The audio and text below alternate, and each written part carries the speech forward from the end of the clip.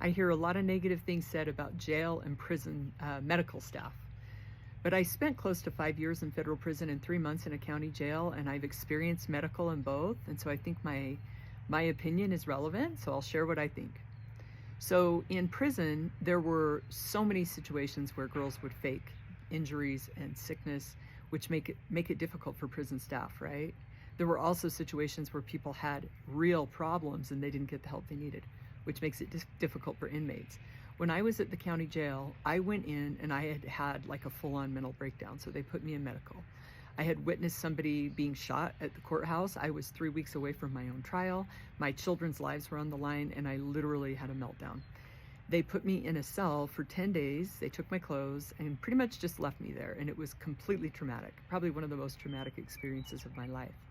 And yet, the way for me to work through that years later when I got to prison, well, I read a lot, I meditated a lot, I prayed a lot, I did group therapy, but I also challenged the fact that probably the way the medical staff saw my situation was different than I saw it. They saw me as a danger to myself, and I felt terrified of them. So we were coming from two different views, and I think that's such an important lesson, to be able to recognize both views, right?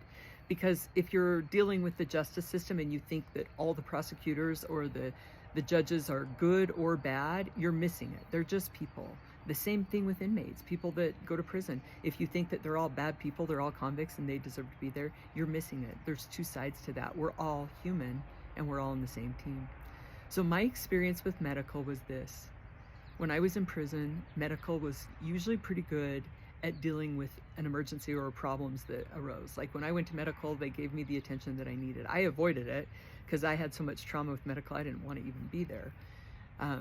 With jail, my experience was pretty negative, but I think that there are probably times where it's just a struggle. So many people fake things in jail because they want to go to the hospital. So I don't know what the answers are, but I do know this, that we need to see everybody on the same team.